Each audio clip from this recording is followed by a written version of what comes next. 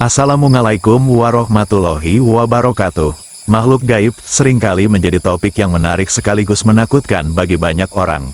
Cerita tentang keberadaan mereka di sekitar rumah tidak jarang menciptakan suasana mencekam.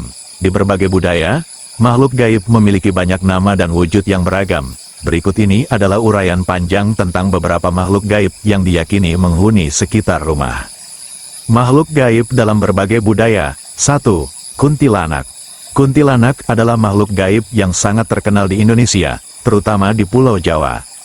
Kuntilanak digambarkan sebagai sosok wanita dengan rambut panjang yang terurai, mengenakan pakaian putih panjang, dan seringkali terdengar tertawa dengan suara yang melengking.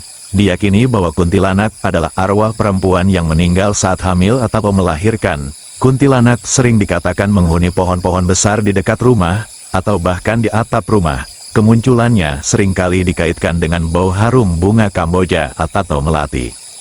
2. Pocong. Pocong adalah sosok hantu yang dikenal dalam budaya Indonesia dan Malaysia. Ia digambarkan sebagai mayat yang terbungkus kain kafan. Sesuai dengan tradisi pemakaman Islam, legenda mengatakan bahwa pocong adalah arwah orang yang meninggal namun tali kain kafannya tidak dilepas saat pemakaman, sehingga arwahnya tidak bisa tenang. Pocong sering muncul di sekitar rumah yang sepi, terutama pada malam hari. Kemunculannya biasanya diiringi dengan bau anyir atau tanah basah. 3. Makhluk jin. Dalam kepercayaan Islam, jin adalah makhluk yang diciptakan dari api tanpa asap. Jin memiliki kemampuan untuk berubah bentuk dan bisa hidup berdampingan dengan manusia, namun berada di dimensi yang berbeda.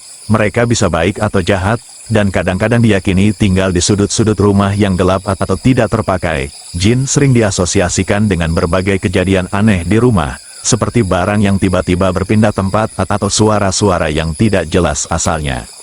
4. Tuyul-tuyul adalah makhluk gaib dalam mitologi Melayu yang digambarkan sebagai anak kecil berwarna hijau atau abu-abu.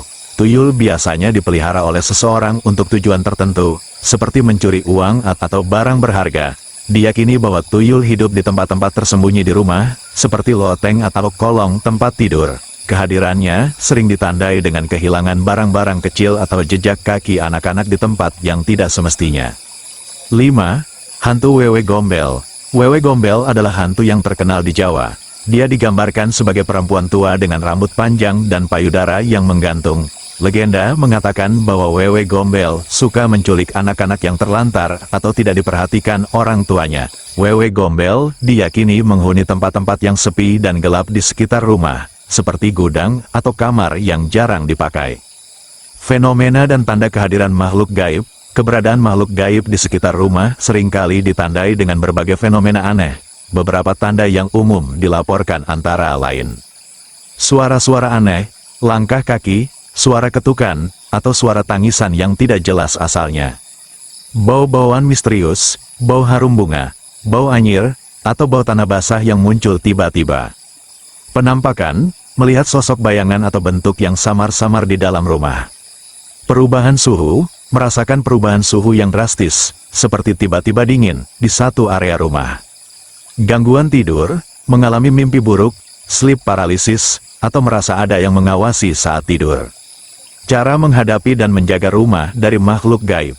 Menghadapi makhluk gaib seringkali membutuhkan pendekatan yang berbeda, tergantung pada keyakinan dan budaya. Berikut adalah beberapa cara yang umum dilakukan. Doa dan ritual. Membaca doa atau mantra tertentu yang diyakini dapat mengusir makhluk gaib. Dalam Islam, misalnya, membaca ayat-ayat Al-Quran seperti ayat kursi atau surat Yasin. Penggunaan benda-benda sakral, menempatkan benda-benda sakral atau jimat di rumah, seperti garam, bawang putih, atau benda pusaka. Membersihkan rumah, menjaga kebersihan rumah, terutama sudut-sudut yang jarang dijamah, karena makhluk gaib diyakini suka tempat-tempat yang kotor dan gelap. Konsultasi dengan paranormal, meminta bantuan orang yang dianggap memiliki kemampuan untuk berkomunikasi atau mengusir makhluk gaib, seperti dukun atau paranormal. Kepercayaan akan makhluk gaib merupakan bagian dari budaya dan tradisi yang diwariskan dari generasi ke generasi. Meskipun keberadaan mereka tidak bisa dibuktikan secara ilmiah, cerita-cerita tentang makhluk gaib tetap menarik untuk disimak dan menjadi bagian dari folklore yang kaya. Apakah makhluk gaib benar-benar ada atau hanya bagian dari imajinasi manusia? Yang jelas, kisah-kisah ini selalu berhasil menghadirkan rasa takut sekaligus penasaran. Makhluk gaib atau makhluk halus seringkali menjadi bagian tak terpisahkan dari kepercayaan dan budaya masyarakat di berbagai belahan dunia, termasuk di Indonesia. Keberadaan makhluk gaib di sekitar rumah dipercaya memberikan pengaruh yang signifikan pada kehidupan sehari-hari penghuninya, baik secara langsung maupun tidak langsung. Pengaruh ini bisa bersifat positif maupun negatif, tergantung pada jenis makhluk gaib dan bagaimana interaksi mereka dengan manusia. Dalam tulisan ini, kita akan membahas secara mendalam tentang berbagai pengaruh makhluk gaib yang hidup di sekitar rumah, termasuk dampaknya terhadap kesehatan, kesejahteraan, dan psikologis penghuni rumah. 1. Pengaruh positif makhluk gaib. A. Sebagai penjaga rumah. Dalam beberapa budaya, makhluk gaib dipercaya sebagai penjaga rumah yang melindungi penghuni dari bahaya. Mereka dipercaya mengusir roh jahat atau energi negatif yang dapat mengganggu ketentraman rumah. Misalnya, dalam tradisi Bali, ada konsep penunggu yang dipercayai menjaga sebuah tempat dari gangguan makhluk halus jahat. Kehadiran mereka dianggap sebagai berkah yang memberikan rasa aman kepada penghuni rumah. B. Sebagai pembawa keberuntungan. Beberapa makhluk gaib juga dianggap membawa keberuntungan dan rejeki bagi penghuni rumah. Mereka bisa berupa arwah leluhur atau makhluk spiritual lain yang memiliki ikatan khusus dengan keluarga yang tinggal di sana. Adanya makhluk gaib seperti ini sering dikaitkan dengan kejadian-kejadian baik yang terjadi dalam kehidupan sehari-hari, seperti keberhasilan dalam pekerjaan atau kehidupan yang harmonis. 2. Pengaruh negatif makhluk gaib. A. Gangguan fisik dan psikologis. Tidak jarang, makhluk gaib dianggap sebagai penyebab berbagai gangguan fisik dan psikologis. Penghuni rumah mungkin mengalami berbagai gejala seperti sakit kepala, rasa lelah yang berlebihan, atau bahkan penyakit yang tidak jelas penyebabnya. Secara psikologis, mereka bisa merasa cemas, takut, atau tidak nyaman tanpa alasan yang jelas. Hal ini sering dikaitkan dengan kehadiran makhluk gaib yang mengganggu atau menghisap energi dari penghuni rumah. B. Konflik dan pertikaian. Kehadiran makhluk gaib yang negatif juga sering dikaitkan dengan meningkatnya konflik dan pertikaian di antara penghuni rumah. Energi negatif yang dibawa oleh makhluk-makhluk ini dipercaya dapat mempengaruhi emosi dan perilaku manusia, sehingga mudah tersulut amarah atau kesalahpahaman. Dalam jangka panjang, hal ini bisa menyebabkan keretakan hubungan keluarga atau perpecahan dalam rumah tangga. 3. Upaya mengatasi pengaruh makhluk gaib. A. Ritual dan upacara. Di berbagai budaya, terdapat berbagai ritual dan upacara yang dilakukan untuk menetralkan atau mengusir makhluk gaib yang dianggap mengganggu. Misalnya, dalam tradisi Jawa, ada upacara ruwatan yang bertujuan untuk membersihkan rumah dari pengaruh buruk makhluk halus. Begitu pula dengan tradisi Hindu di Bali yang melakukan upacara yatnya untuk menjaga keseimbangan antara dunia manusia dan dunia gaib. B. Penggunaan jamu dan jimat. Selain upacara, penggunaan jamu atau jimat juga dipercaya efektif dalam melindungi diri dan rumah dari pengaruh negatif makhluk gaib. Jimat tertentu, seperti keris atau benda pusaka, seringkali diletakkan di sudut-sudut rumah sebagai penangkal energi negatif. Sementara itu, jamu-jamu tertentu yang terbuat dari bahan-bahan alami juga diyakini bisa meningkatkan kekuatan tubuh dan jiwa untuk melawan gangguan makhluk halus. C.